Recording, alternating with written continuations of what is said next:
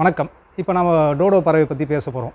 Mauritius தீவில் இருக்கக்கூடிய ஒரு பறக்க இயலாத பறவையாக தான் டோடோ பறவை இருந்தது. இன்றைக்கி அந்த பறவை இந்த புவியில் முற்றா இல்லாமல் அழித்தொழிக்கப்பட்டது. அதனுடைய வரலாறு தான் இன்றைக்கி நம்ம பேச போகிறோம்.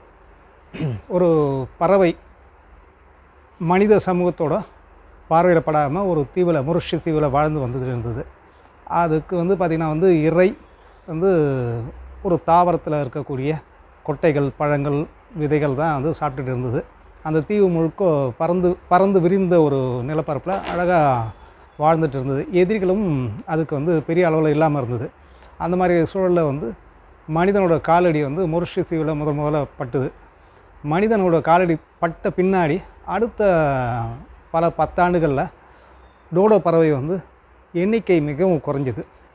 ஏன் குறைஞ்சதுன்னு பார்க்கும்போது, மனிதனோட கூட வந்த கால்நடைகள், வளர்ப்பு உயிரினங்கள், இதனால் மிகப்பெரிய பாதிப்புகளை டோடோ பறவை சந்திக்குது. அதே போல் மனிதனை உணவுக்காக டோடோ பறவைகளை வேட்டையாட ஆரம்பித்தப்போ அதனுடைய முட்டைகளை எலிகளும் நாய்களும் சாப்பிட ஆரம்பிச்சிது. அப்போது அதுக்கான தாக்குப்பிடித்தல் தன்மை இல்லாதனால, ஏன்னா பறக்கும் திறன் இல்லாதனால, தாக்குப்பிடிக்கக்கூடிய திறன் இல்லாமல் படிப்படியாக அழிவை நோக்கி போக ஆரம்பிச்சிது. சில 10 ஆண்டுகளில் டோடோ பறவை ரொம்ப எண்ணிக்கையில் சரிவை சந்தித்து ரொம்ப இரட்டை இலக்கத்துக்களை வந்துருச்சு. அப்போ அந்த மாதிரியான சந்தர்ப்பங்களில் மனித சமூகம், அறிவியலாளர் மத்தியில் ஒரு விழிப்புணர்வு வர ஆரம்பிச்சிது. இதனுடைய எண்ணிக்கை தாக்குப்பிடிக்கணும் இல்லை காப்பாற்றணுன்ற மாதிரியான முயற்சிகளை பல எடுத்தாங்க. எடுக்கும்போது அதுக்கான வாய்ப்பு இல்லாமல் போய் டோடோ பறவை முற்றா அழிஞ்சு போச்சு. அந்த டோடோ பறவை மனிதனை பார்த்த பின்னாடி, மனிதன்ற ஒரு உயிரினம், உயர் வகை பாலூட்டியாக இருக்கக்கூடிய மனிதனை அது பார்த்ததில்ல. அப்போ அது மனிதனை பார்த்தாலும் ரொம்ப இயல்பாகவே ஒரு வாத்து நடைக்கு நடந்துகிட்டு இருந்தது. மனிதன் ரொம்ப சுலபமாக அதை பிடிக்கிறதோ உணவுக்காக பயன்படுத்துறது இல்லாமல் மற்ற எல்லா விஷயங்களுக்கும் இது பண்ணான். இதுதான் கிரேக்க மொழியில் டோடோன்றது முட்டாள் பறவைன்ற அர்த்தத்தை கொடுக்குதுன்னு வச்சுங்க. அப்போது அது முட்டாள் பறவைன்னு கேட்டால் முட்டாள் பறவை இல்லை, அது எதிரிகள் கிடையாது. மனிதன்ற ஒரு உயர் வகை பாலூட்டி அது பார்த்தது கிடையாது. அப்போ அந்த மாதிரியான சந்தர்ப்பங்களில் அதனுடைய பரிணாம வளர்ச்சியில் பறக்கிறதுக்கான தேவை இல்லாமல் இருந்தது. அப்போ அதுதான் அதுக்கான இயல்பு போக்காக இருந்தது. மனிதன் போனது பின்னாடி அதனுடைய அழிவை வேகமாச்சு. அடுத்த 10 ஆண்டுகள், அடுத்த சில 10 ஆண்டுகளில் முற்றா அழிய போகும்போது அதனுடைய செயற்கை முறையில் அல்லது மற்ற இணை எதாக இருந்தால் இணை சேர்க்கை மூலமா அதை இனப்பெருக்கத்தை பண்ணலான்ற மாதிரி அறிவியலாளர்கள் ஒரு முயற்சி எடுத்தாங்க. ஆனால் அந்த முயற்சிகள் எதுவுமே நிறைவேறலை, வீணாக தான் ஆச்சு வச்சு. பின்னாடி செயற்கை கருத்தரிப்பு மூலமாகவும் சில முயற்சிகள் நடந்தது.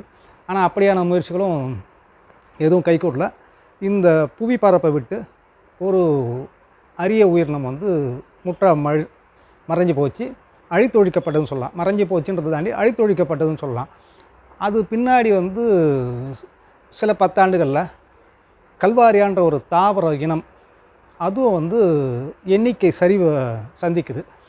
அப்போ அறிவியலாளர் குழுக்கு குழப்பம் மேலோங்குது. அது ஏன் அந்த மாதிரி ஆகுது, அதனுடைய அழிவுக்கான காரணங்கள் என்னன்ட்டு பல்வேறு ஆய்வுகள் நடத்தப்படுது. அதனுடைய விதைகளை செயற்கை முறையில் தனிப்பட்ட இடங்களில் கொண்டு அது வளர்க்குறதுக்கு விதைகளை வச்சு வளர்க்க ட்ரை பண்ணுறாங்க. ஆனால் எந்த ஒரு முயற்சியிலும் வெற்றி பெறலை.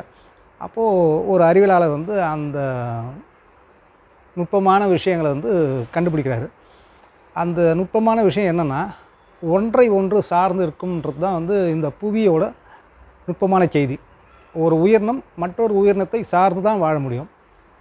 ஒரு உயிரினம் அற்று போச்சு அல்ல இல்லாமல் போச்சுன்னா அதை சார்ந்து வாழக்கூடிய மற்ற உயிரின சங்கிலியம் தொடர்ச்சியாக அறுபடும் இல்லை அழிந்தொழியுன்றதுக்கான சாட்சியாக தான் டோடோ பறவையும் கல்வாரியா தாவரமும் இருக்குதுன்றத அந்த அறிவியலறிஞர் கண்டுபிடிக்கிறாரு. அது என்னன்னு பார்க்கும்போது, டோடோ பறவைக்கான உணவு கல்வாரியா தாவரத்தோட விதைகள். விதைகளை டோடோ பறவை சாப்பிட்டுட்டு அதனுடைய வயிற்றில் வேதியியல் கலவையில் வீரியமிக்க விதைகளாக கழிவுகள் வழியாக அது செல்லக்கூடிய பாதைகள் எங்கும் பரவிட்டு போகுது. அப்போது வீரியமிக்க விதைகளாக வரும்போது தான் அதுக்கான முளைப்பு திறன் அந்த விதைகள் கிடைக்குது. செயற்கை முறையில் மனிதனோட முயற்சியில் எந்த வகையில் அதுக்கான சாத்தியக்கூறு இல்லாமல் போகுது. அப்போது இயற்கை ஒன்றை ஒன்று சார்ந்திருக்கும். ஒன்று அழியும் போது மற்றொன்று பாதிக்கப்படும்ன்றது வந்து இயற்கை நம்ம மனித சமூகத்துக்கு சொல்லக்கூடிய அறிவியல் செய்தியாவோ இல்லை மனித ஆற்றலுக்கு மிஞ்சினது இயற்கை ஆற்றலுக்கு வந்து உணர்த்தக்கூடிய செய்தியாக தான் அது இருக்குது. அப்போது கல்வாரியா தாவரமும் வந்து இன்றைக்கி வந்து அழிவை சந்திக்குது. அதே போல் டோடோ பறவையும் அழிவை சந்தித்து இருக்குது. அப்போது இதனுடைய தொடர்ச்சியாக தான் உலகத்தில் இருக்கக்கூடிய எல்லா உயிரினங்களும், அதில் மனிதனும் அடக்கம் தான் வச்சுங்க, ஒன்றை ஒன்று சார்ந்தான் இயங்க முடியும். ஒன்று அழிஞ்சதுன்னா மற்றொன்று இல்லாமல் தான் போகும். இதனுடைய எடுத்துக்காட்டாக தான் இல்லை சூழலியல் குறியீடாக தான் டோடோ பறவையும் கல்வாரியா தாவரம் வருது. இதை புரிஞ்சுட்டு தான் நம்மளுடைய செயல்பாடு எல்லாமே இயற்கைக்கு இணக்கமாகவும் இயற்கையோடு இணைந்து போகிறதுக்கான வாய்ப்பு வசதிகளை உருவாக்கணும். தொழில்நுட்ப வளர்ச்சி அல்லது பல்வேறு பிரம்மாண்டமான வளர்ச்சி திட்டங்கள் எதுவாக இருந்தாலும் இயற்கைக்கு எதிராகவோ இயற்கைக்கு மிஞ்சினதாகவோ இருக்க முடியாது.